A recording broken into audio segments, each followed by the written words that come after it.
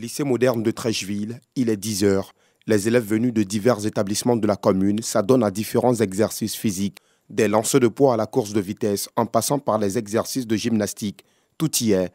C'est le début des épreuves physiques du BEPC 2021, le brevet d'études du premier cycle. Déjà, depuis 6 heures, nous sommes là, au niveau pour l'organisation. Depuis 6 heures, nous sommes là, mais nous avons effectivement commencé aux environs de 9 heures. Ce matin, ils ont 3 épreuves. Une épreuve de course, de lancer de poids, et puis de choses de gymnastique. Voilà. Et ils ont au choix entre le lancer de poids, ils ont le choix entre le lancer de poids et puis le tripsaut ou le saut en longueur. Après les exercices physiques, les candidats espèrent obtenir la moyenne pour réussir cet examen. On est venu composer pour l'examen. On est à l'épreuve physique. Je peux reçu par la grâce de Dieu. Autre établissement, le lycée classique d'Abidjan, dans la commune de Cocody. Ici, le terrain est vide. Aucune présence d'élèves en ce jour d'épreuve physique. Un constat qui s'explique. Vous avez vu qu'on a pris toutes les dispositions. Le terrain est bien nettoyé. Toutes les pistes sont prêtes. Mais ce matin, les enfants sont venus. Ils sont arrivés. On a un petit problème technique. Aujourd'hui, on doit démarrer les épreuves de PS, mais c'est aussi le retour des congés. Donc les fiches de PS ne sont pas arrivées à temps. Les fiches de PS qui devaient être tirées ne sont pas arrivées à temps vu que c'était le congé. Donc quand on a regardé dans la paperasse, on a vu que les fiches de PS ne sont pas arrivées. Donc on a préféré libérer les enfants et les reprogrammer de la semaine. Sur le chemin du retour, nous rencontrons ces élèves qui repartent chez eux sans avoir subi les épreuves. Ça arrive à 7 heures. On est arrivé, on a été payé pour nous dire que l'épreuve physique ne passera pas aujourd'hui, quand on s'est retourné. Les épreuves physiques marquent le début du brevet d'études du premier cycle. Cette matière a un coefficient 1 et il faut obtenir au moins 10 de moyenne pour y être admis.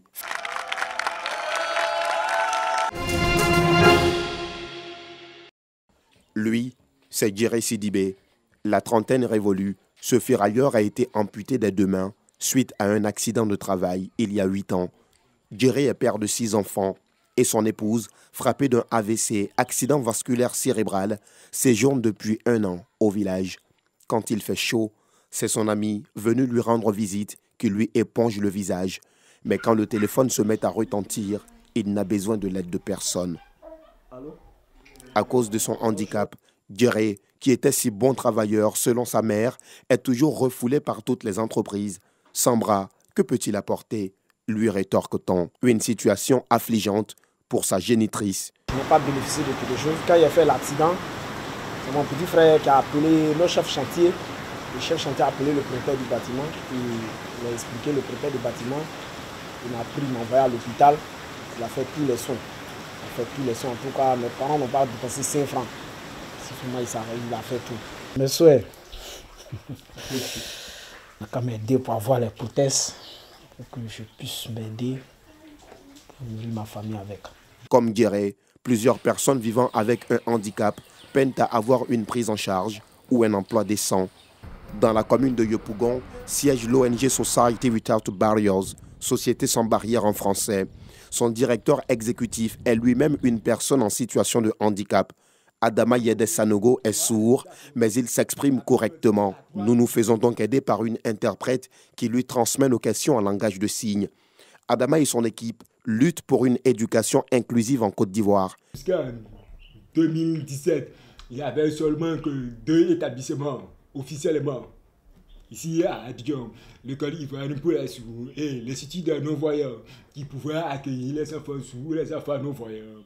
Pour les autres enfants en situation de handicap, ils peuvent se débrouiller pour aller dans les écoles ordinaires.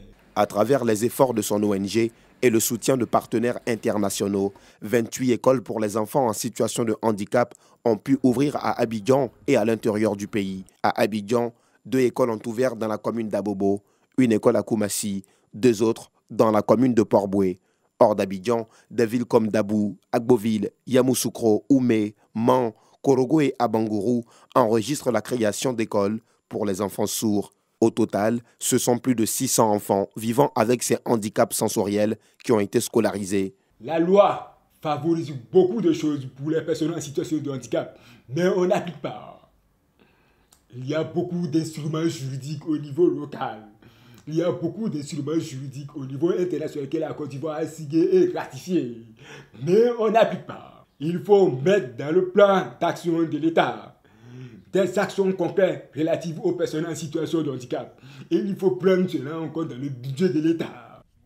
À l'université Félix Houphouët-Boigny d'Abidjan, les étudiants en situation de handicap éprouvent quelques difficultés à suivre les cours aisément. Ce matin, sur le chemin du campus, nous rencontrons Georges Léa Sela. La jeune dame est doctorante en sociologie. Elle souffre d'un handicap moteur et vit sur le campus depuis ses premières années de licence. Un jour, je venais au cours, surtout à la compo. Il n'y avait qu'un seul bus qui venait sur Cocody. Donc, imaginez le nombre d'étudiants.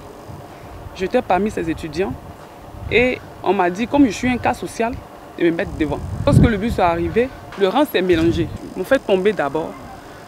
Ils ont commencé à me marcher dessus. Elle se rend au siège du groupement pour l'insertion des élèves et étudiants handicapés physiques de Côte d'Ivoire, fêtière nationale qui milite pour une prise en charge et une insertion socio-professionnelle des étudiants.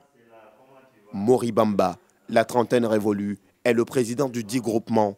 La vie sur le campus pour un étudiant en situation de handicap n'est pas un séjour de tout repos. Les étudiants handicapés ici à l'université Félix Houphouët-Boigny sont confrontés à d'énormes difficultés et au niveau même de l'accessibilité des salles de cours, il y a d'énormes difficultés puisque toutes les salles ne sont pas aurées, il y a des salles en hauteur et il y en a qui sont confrontés à l'accès de ces salles-là.